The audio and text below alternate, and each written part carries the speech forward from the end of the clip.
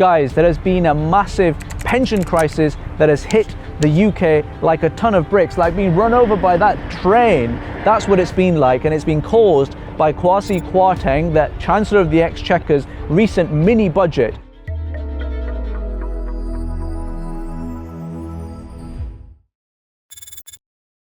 Let me just explain how all of this works. We've got two different types of pension in the UK, defined benefit and defined contribution. Defined contribution is also known as a private pension. You pay in the money, it gets invested, you get the money back when you retire.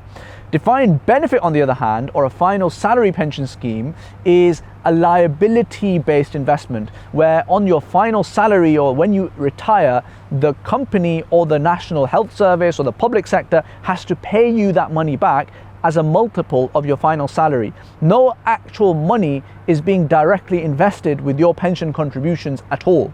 It's just a liability on the company or the public sector. Now, historically, the way that these defined benefit pensions have managed themselves is that, let's say you have $100 billion of liability there, $100 billion of potential pension. They don't necessarily have that amount of money. They don't keep that amount of money in reserve. What they do is they have a smaller pot of that money that they invest in long-term things, and then a portion of that money they actually enter into these things called liability-driven investments.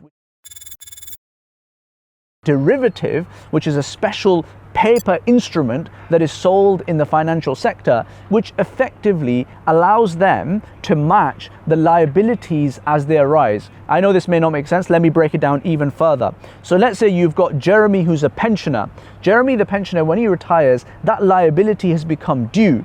So with this derivative that the National Health Service or whichever other defined benefit pension that you are using is holding, that derivative will then allow for that pension scheme to meet the liabilities that Jeremy has now generated by retiring. So that's kind of how it worked. Now, the problem with that was because the interest rates became so high, the yields went up, the gilt price went down, these defined benefit pension schemes had to start dumping this stuff, which meant that the prices went even further down. This caused a massive panic. There was collateral calls that were being made on these defined benefit pension scheme positions on these liability-driven investment derivatives, which just caused a massive panic across the city. So then the Bank of England had to come in and effectively start buying up these gilts available so that they could shore up the price. That's going to stop on the 14th of October, and people are really worried that that pension crisis is going to come back again with an absolute vengeance.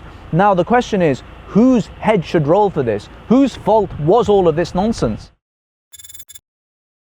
The first and obvious person is Kwasi Kwarteng and the government for their highly irresponsible approach to setting a budget that is going to determine the future of the UK. I think they could have done better there. I think they've started to acknowledge that themselves. Of course, they're politicians, so they don't say that publicly and clearly, but definitely that's where some of the blame should lie. More than that, I think there's a fundamental issue with our financial regulation around derivatives in particular. Derivatives are weapons of mass destruction in the wrong hands. And the problem is that regulators, and to be frank, most of the people who use derivatives don't even understand how they work. And if that's the case, then that means that when they're selling it to people and you're explaining risks and factors that people should be aware of, it just doesn't compute. There isn't that knowledge there in order for people to be able to make the right kind of decisions that they need to be able to make. Defined benefit pensions from a retiree's perspective is perfectly fine. It's just seen as a deferred payment of your employment contract, of your salary effectively. So that's not an issue whatsoever. Now, taking a step back, as an employer, should you be engaging in defined benefit pensions? Probably not, if you are a Muslim employer. So I think ultimately your pension will be safe, given that the majority of defined benefit pensions are the public sector, and it would just be an absolute catastrophe and completely politically suicide if defined benefit pensions did not pay out retirees the money that they were supposed to be paid out. You know, if the NHS or the civil service stopped paying out their employees upon retirement the right money they should be receiving, there will be an absolute catastrophe. So I don't think ultimately that would happen. I think there will be measures put in place to protect against that. But until we actually see how this pension crisis unfolds and the tangible, real, concrete policies that are put in place to deal with it, the jury does remain out. Under the Islamic financial system, derivatives just would not be allowed in the vast majority of cases.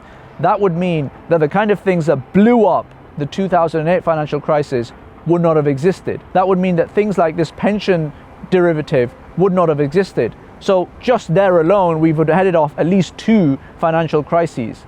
So in the Islamic financial system, there will be clear regulation and clear prohibitions against the most risky things, which look great in good times, but really turn catastrophic in the bad times. And in the end, the taxpayer, the ordinary person on the street, is left to pick up the pieces, because the kind of crises that we have seen are just too big to ignore, and someone has to fix it.